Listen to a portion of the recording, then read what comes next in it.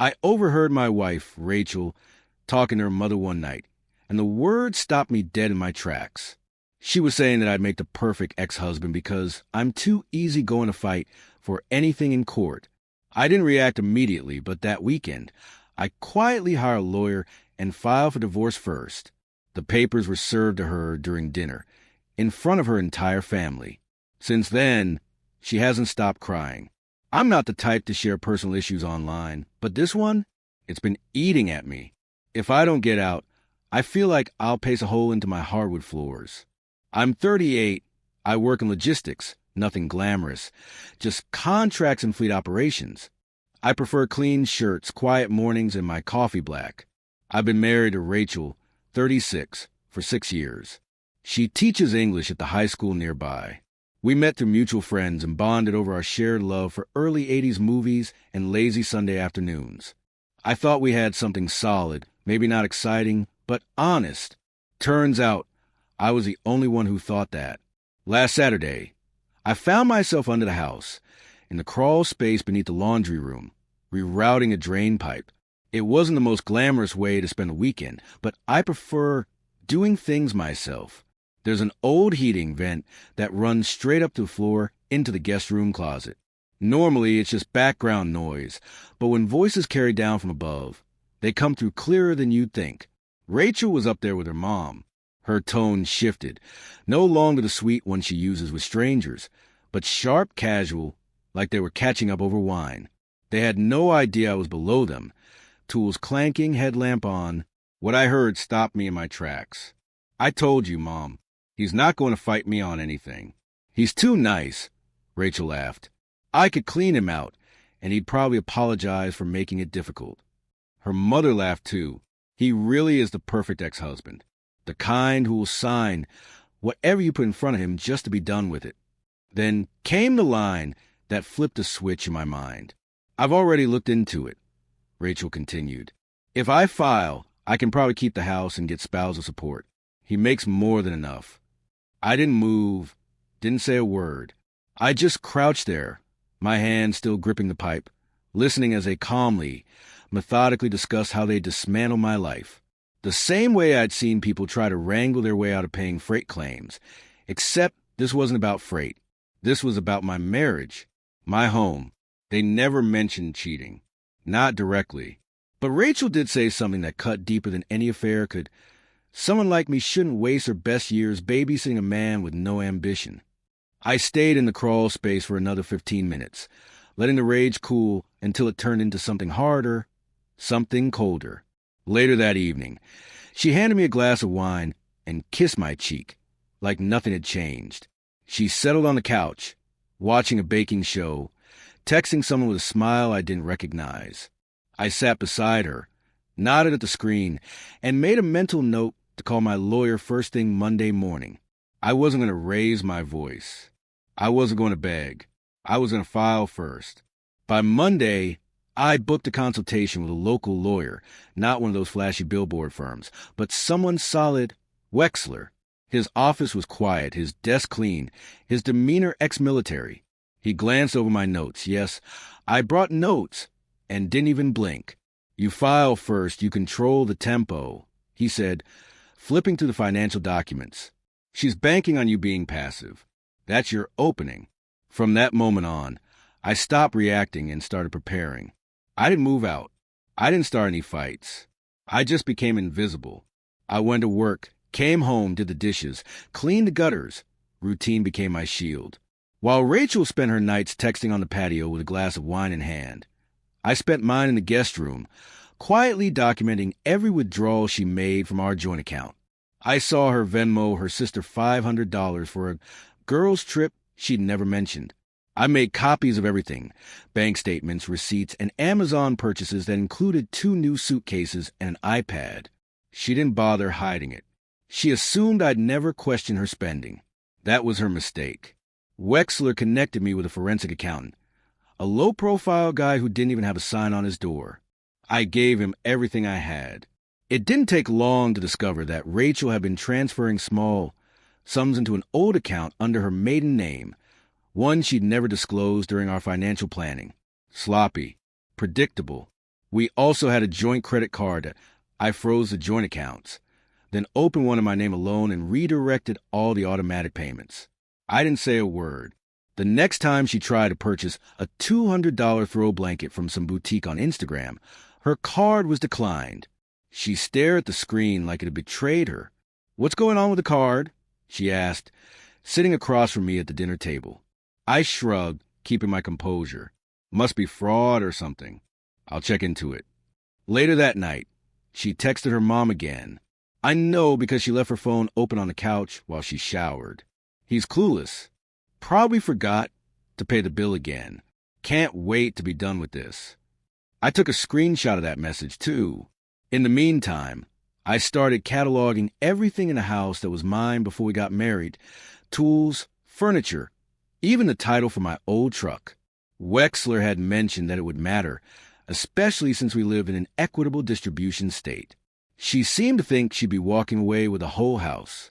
She didn't know I bought it 2 years before we ever met and still had the original deed. I also began recording every argument she started. It wasn't illegal, just for my own protection. If she tried to twist anything later, I'd have timestamps, tone, and context to back me up. The best part? She started to get comfortable. That smug, overconfident look people get when they think they've already won. I saw it on her face every time she walked by, humming, phone in hand, grinning at something she never shared with me. She wasn't prepared for what was coming. I wasn't just preparing a defense. I was setting a trap. I filed for divorce at 3:45 p.m. on a Friday. It was done quietly, just the way I wanted. No shouting matches, no emotional breakdowns, no preemptive threats. Wexler sent the papers through the courthouse system and guided me through the next steps, like a man walking someone through a controlled demolition. Timing was key. We serve her on Sunday. Not just any Sunday, but the one where we had our family dinner. Her mom, her sister, and her brother-in-law all gathered around the long oak table she'd inherited from her grandmother. Rachel had insisted we host it every other week. She wanted the house? Fine. Let her be served in it. Saturday passed like any other day.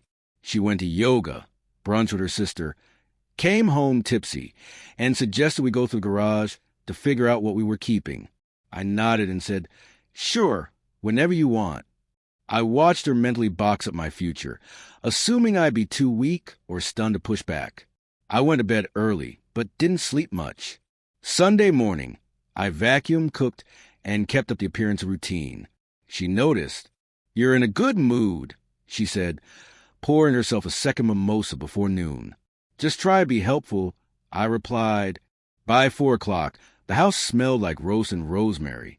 She had jazz playing on the Bluetooth speaker, a new candle lit by the entryway. She looked like a picture-perfect wife, the kind of image you'd find in a Pinterest board for ideal marriages. Her family arrived around 5 o'clock, all at once, as usual. I shook hands, handed out drinks, played the role. I sat at the head of the table, just like I always did. Rachel's mom sat next to her, the same woman who had once said I was too soft to stand up for anything.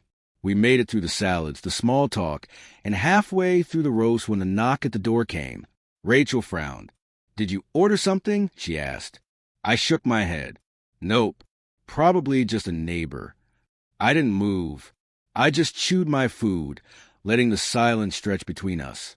She sighed, stood up, and walked barefoot toward the door, glass of wine still in hand. From the dining room, we could hear the muffled exchange. "Rachel Morgan?" a voice asked. Yes. "You've been served. Have a good evening." There was a pause, and then the unmistakable sound of a thick envelope being opened, followed by the clink of her wine glass hitting the floor. Rachel walked back into the dining room, holding the papers like they were radioactive. Her hands were shaking. She kept scanning the first page over and over, as if the words would rearrange themselves if she looked long enough. Her mom looked up, concerned. "What's going on?" Rachel opened her mouth to speak, but no words came out. I set my fork down and said calmly, "I filed 3 days ago. I'm seeking sole ownership of the property, division of assets based on individual contribution, and I've already frozen all joint accounts. I'll move out once a temporary order is established. The contact details for my lawyer were in the envelope. Her brother-in-law looked like he wanted to disappear. Her mother's mouth hung open in disbelief.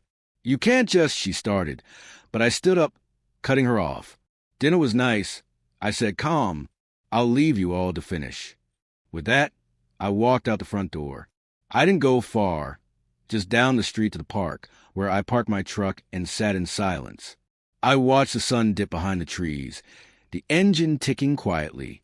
A duffel bag sat in the back, packed with change of clothes, a charger, important papers, everything I'd need for the next few days.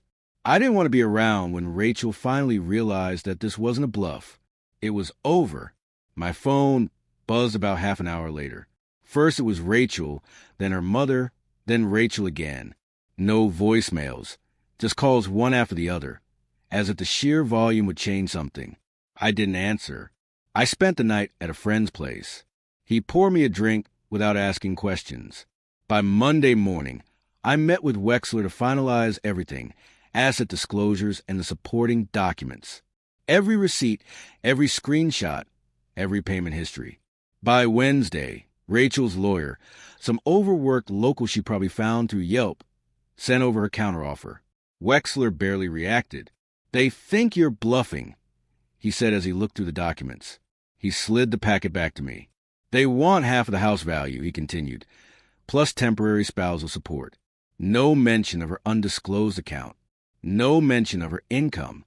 No details about the withdrawals she made from the joint account over the past 3 months. I glanced at the papers before looking up. Good. Let's bury them in paperwork. That evening, Rachel tried again, this time with a text. "Please, can we just talk? I didn't mean it like this. You can give me a chance to explain." I stared at the message for a moment before leaving it on read. By the weekend, her sister reached out. A long paragraph about how divorce brings out the worst in people and how maybe they both overreacted. They were circling, testing for weaknesses, hoping to find cracks in my resolve. But there were none. What they didn't realize was how badly Rachel had miscalculated. She assumed community property meant the house was automatically split, but she never put her name on the title. She thought she'd be entitled to alimony, but she'd been stashing money in an undeclared account for over a year. And she definitely didn't know I had the recordings. Nothing scandalous, just her casual comments like, "He'd never fight me. He doesn't have it in him." I had all the fight she never thought I'd use. Her lawyer backed off on the spousal support once Wexler submitted proof of the hidden account. They tried to argue the house was marital property, but Wexler buried them in evidence. Ownership history, proof of separate maintenance. By the second week, Rachel finally stopped arguing and started trying to talk. "I just wish you'd talk to me first," she texted.